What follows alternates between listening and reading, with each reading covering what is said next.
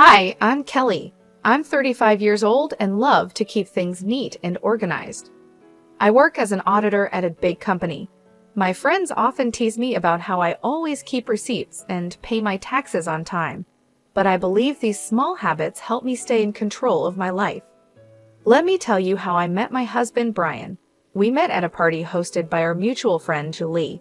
I remember that evening well. I was drinking a glass of wine and chatting with some old college friends when Brian walked in.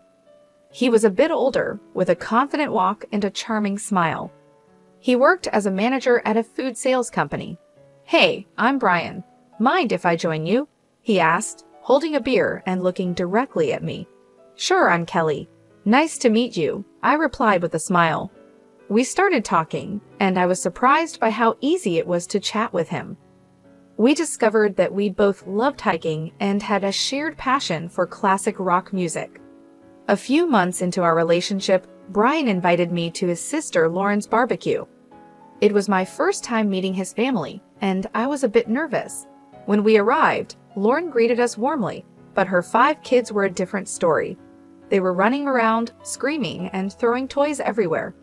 "Hey Lauren, this is Kelly," Brian said, introducing me. "Nice to meet you, Kelly. These are my little rascals, Paul, James, and Helen," Lauren said, barely holding onto James, who was trying to squirm out of her grasp. "Nice to meet you all," I replied, trying to hide my discomfort. As the evening went on, the kids got wilder. They were climbing on furniture, throwing food, and yelling at the top of their lungs. I looked at Brian, hoping he would say something, but he just smiled and shrugged. "Aren't they just full of energy?" he said with a chuckle. I forced a smile and said, "Yeah, they sure are." As Brian and I got closer, we started talking about our future together.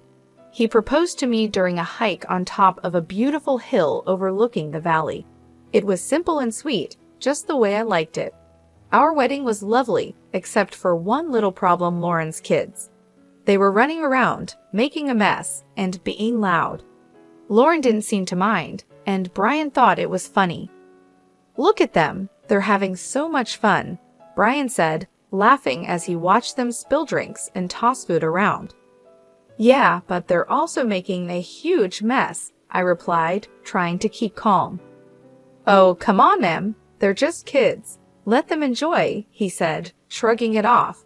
I didn't want to spoil our special day by arguing, so I let it go, hoping things would get better once we settled into our new life together. After we got married, Brian and I decided to buy a house. We had been living in a rented apartment, but we wanted a place of our own. I was really excited about this new chapter in our lives. One evening after work, Brian and I sat down to talk about our finances and how we would manage the costs for our new home. "Kelly, we need to figure out how we're going to split the costs," Brian said, leaning back on the couch. "Yeah, I've been thinking about that too," I replied. "I can handle the furniture, appliances, and some art pieces. What about you?" "Well, I was thinking I could buy you a new car. I know your old one is giving you trouble," Brian suggested. I was surprised and happy. "Really? That would be amazing. My car is practically falling apart."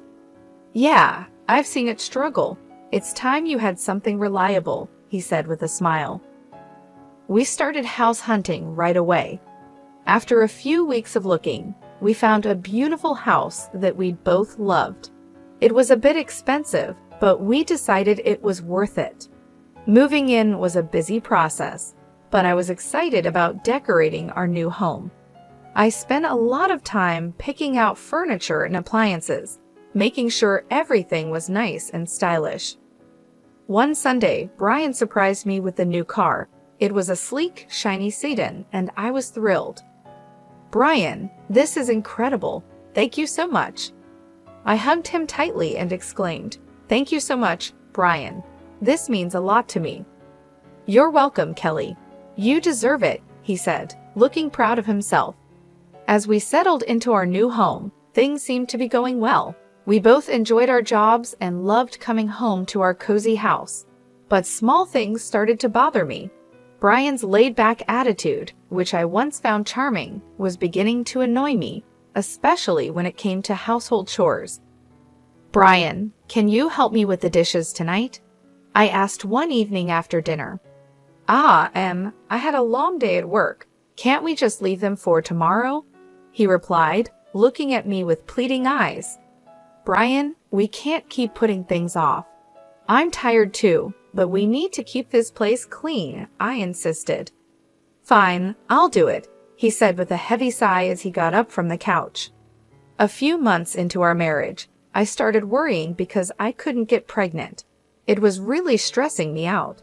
I went to the doctor, and he told me to be patient, that it would happen when the time was right. Still, it was hard not to worry about it. Meanwhile, Brian's sister, Lauren, with her 5 kids, was visiting a lot. Lauren lived in a neighboring state, but you'd think she lived next door with how often she was around. Every time she came over, she'd unload all her problems with her husband on me. It was non-stop. During dinner, while we were trying to relax, she'd be at it, talking about her issues. "Kelly, you won't believe what Richard did this time," Lauren would start, rolling her eyes. "Lauren, can we talk about something else for once?" I'd ask, trying to steer the conversation away from her marital drama. "Oh, come on, Kelly, I need to vent." "You're the only one who understands," she'd reply, not getting the hint at all. And her kids were a nightmare. As soon as they stepped into our house, it was like a circus. They'd run around, fighting with each other, throwing food, and just being loud. After a long week at work, all I wanted was some peace and quiet, but that was impossible with those kids around. "Guys, can you calm down, please?" I'd say, trying to keep my cool as they tore through the living room. "Why are you always so uptight, Kelly?" Lauren would snap at me whenever I tried to get her kids to behave. "They're making a mess, Lauren. I just cleaned the house," I'd respond, feeling my patience wearing thin. "Well, maybe if you had your own kids, you'd understand," she shot back one day, her words hitting me like a punch in the gut. I was shocked by how insensitive she was, especially since she knew how hard I was trying to get pregnant. It felt like a slap in the face, and I couldn't believe Brian didn't say anything to defend me. "Brian, are you going to let her talk to me like that?" I asked, my voice trembling with anger and hurt. "Kelly, calm down.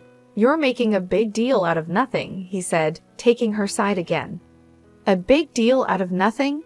She just insulted me in my own home," I shouted, feeling tears start to form. I was so fed up.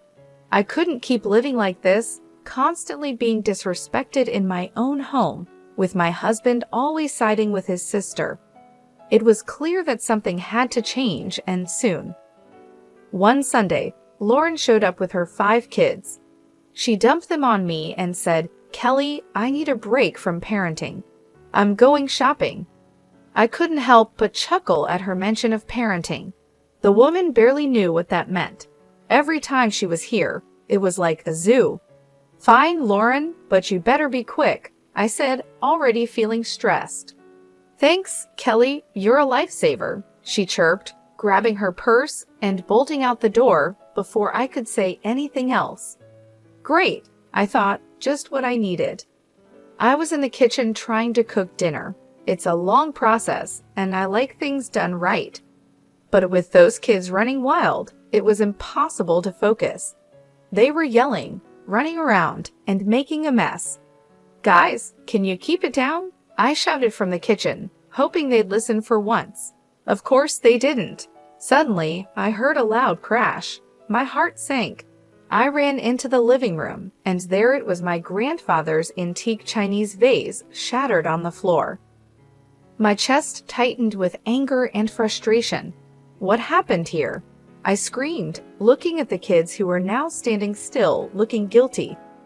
"We were just playing," one of them mumbled, not meeting my eyes. "This vase is priceless. It's from my grandfather. Do you have any idea what you've done?" I was livid, shaking with anger. Just then, Brian walked in, looking all calm and clueless. "What's going on, Kelly?" "Your nephews just broke my grandfather's vase. Look at this mess." I pointed at the shattered pieces on the floor. Calm down, Kelly. It's just a vase. We can get it fixed, Brian said, shrugging like it was no big deal. Just a vase? This isn't about the vase, Brian. It's about respect. I'm tired of this. Every time Lauren comes over, our house turns into a mess. And you don't care, I shouted, my voice cracking with frustration. Just then, Lauren walked in with shopping bags, looking annoyed. What's all this yelling about? Your kids broke my grandfather's vase, Lauren. Look at this mess. I pointed at the floor, trying to hold back my tears. Well, maybe you should have kept a better eye on them, Kelly, she said, not even bothering to apologize. Are you kidding me? They're your kids, Lauren. I shouldn't have to watch them. I was furious, my hands shaking with anger. Brian just shook his head, looking annoyed. You're overreacting, Kelly. Just drop it. Overreacting? I've had enough of this. I'm tired of being treated like I don't matter in my own home, I screamed, the tears finally spilling over. Brian just stood there, silent and cold, while Lauren smirked like she had won something. I couldn't take it anymore. I stormed out of the room, feeling a mix of anger, hurt, and betrayal.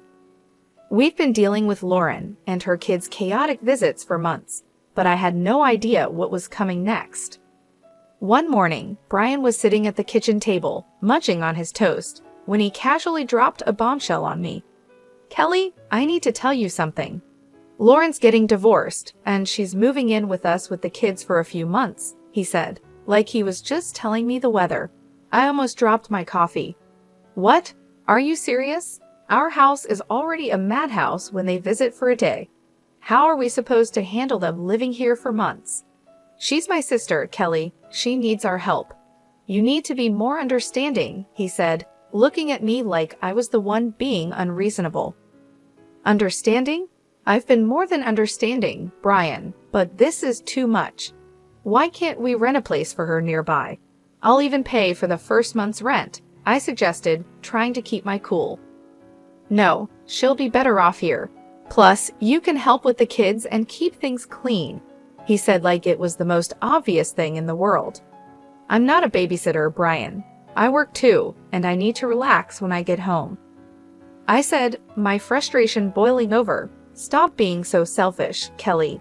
It's family, they need us, Brian said, his tone getting sharper. I'm not being selfish, Brian. I'm just asking for a fair solution. I don't want my life turned upside down, I said, feeling my anger rise. Well, they're coming tomorrow evening, so you better get used to the idea, he said, standing up and leaving the kitchen. I couldn't believe it. I felt completely blindsided and betrayed. The next morning, I woke up early, still fuming from our argument. I got dressed for work and went to grab my car keys, but they were nowhere to be found. When I called Brian, he answered, sounding way too calm for my liking. I took the car. It's mine, remember? I'm giving it to Lauren so she can use it for the kids, he said. I was stunned into silence for a moment. You're giving my car to Lauren? Are you serious right now?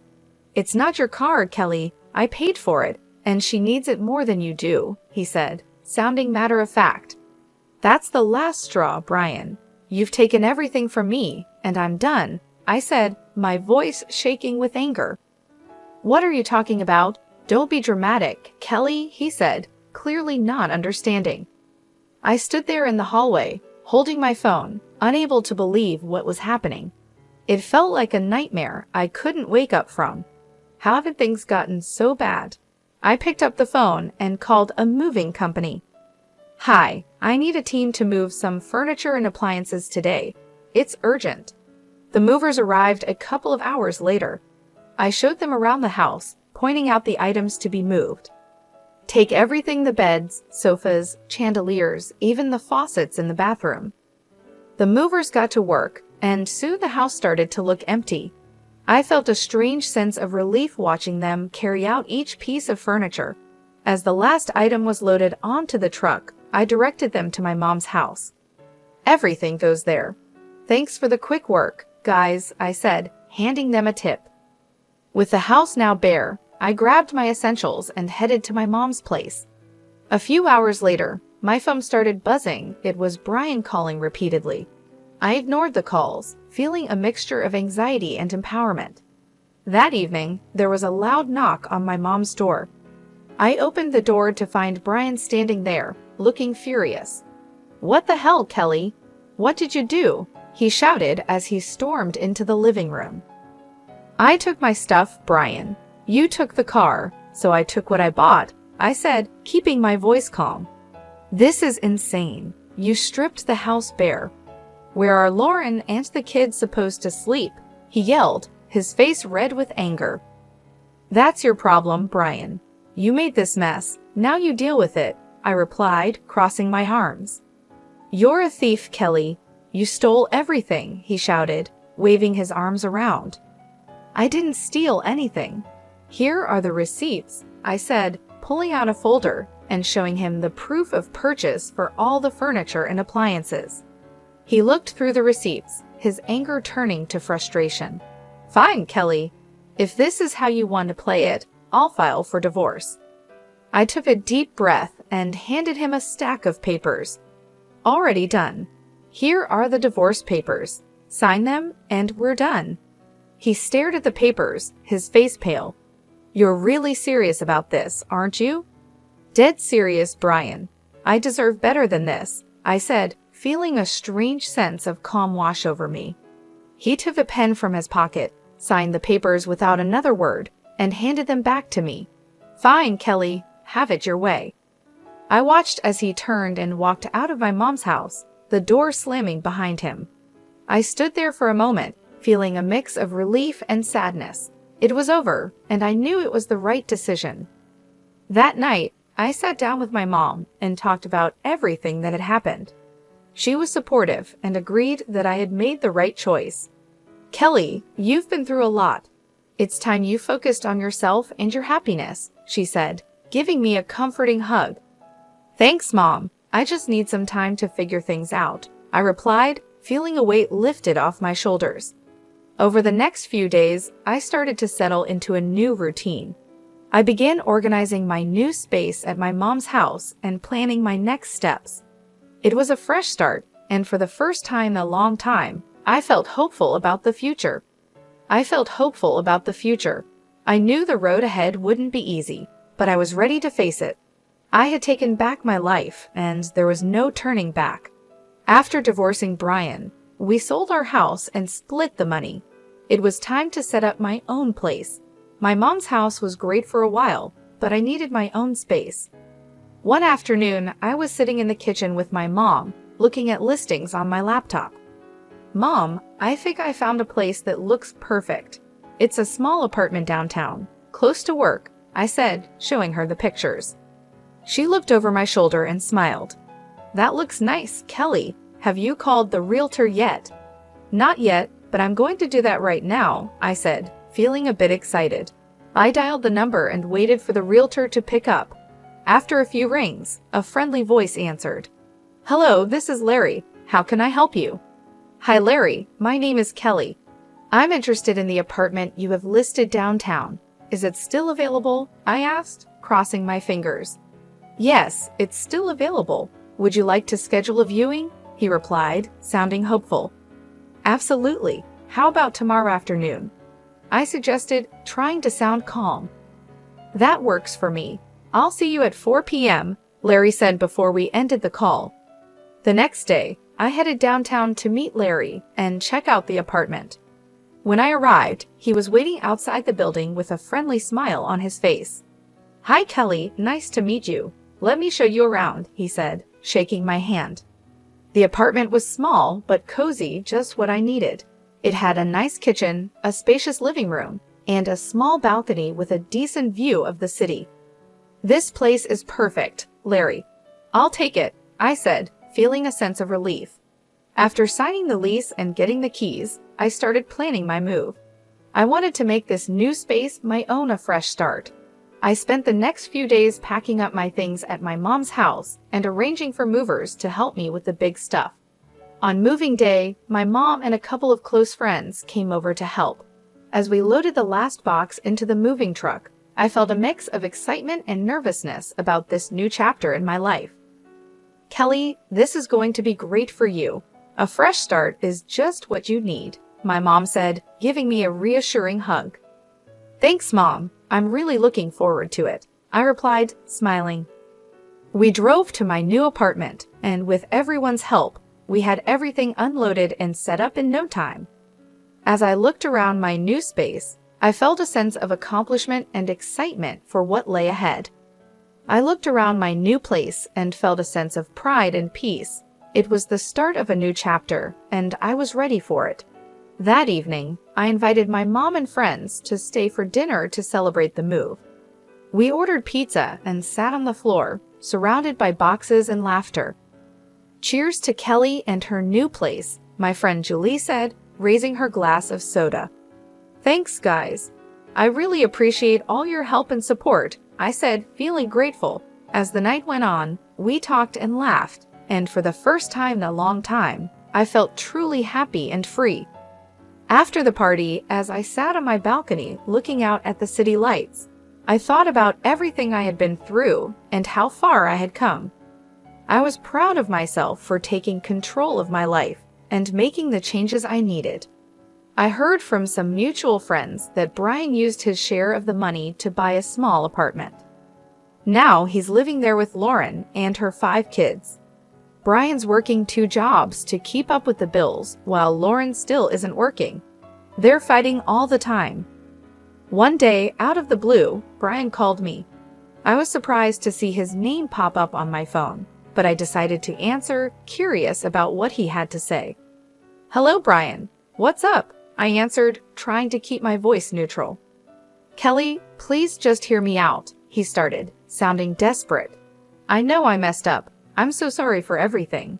I didn't realize how hard it was for you with Lauren's kids. I couldn't help but laugh a little. Really, Brian? You're realizing this now, after all this time? Yeah, I know it's late, but I'm serious. I've been thinking a lot, and I miss you. I miss us. Can we start over? I'm ready to move into your apartment and make things right, he said, his voice almost pleading. I chuckled, shaking my head in disbelief. Brian, you've got to be kidding me. You think you can just waltz back into my life like nothing happened? Kelly, I'm serious. I'll do whatever it takes. I'll even take on more work to make it up to you, he said, sounding more desperate. Brian, I've moved on. I'm happy now. I'm not looking to go back to that mess, I replied firmly. Come on, Kelly. We can make it work this time. I've changed, he insisted. I sighed, feeling a mix of pity and frustration. Brian, it's over. You need to focus on your life and your family. I'm not interested in going back to that chaos, I said, trying to stay calm but firm. Kelly, please, I'm begging you, Brian said, his voice breaking with desperation. Brian, no. I've found peace without you, and I'm not giving that up, I said, standing my ground. Take care, Brian. I hope you find your way. I hung up the phone, feeling a strange mix of relief and closure. It was clear that Brian was struggling, but I couldn't let his problems drag me back into a situation I had worked so hard to escape. Later that day, I met up with Julie for coffee and told her about the call. We sat in our favorite little cafe, the aroma of fresh coffee and baked goods filling the air. You won't believe who called me today, I said, rolling my eyes as I stirred my coffee.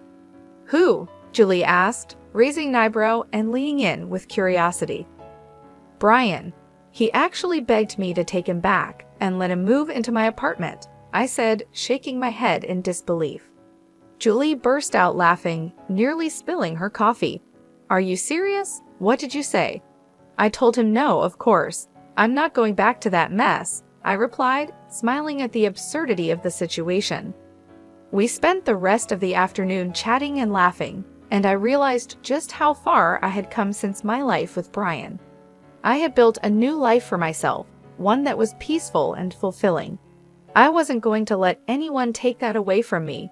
The cafe was a cozy spot, with warm lighting and soft music playing in the background, creating the perfect setting for our heart-to-heart conversation. As the sun began to set, casting a golden glow over the city, we decided to take a walk along the river.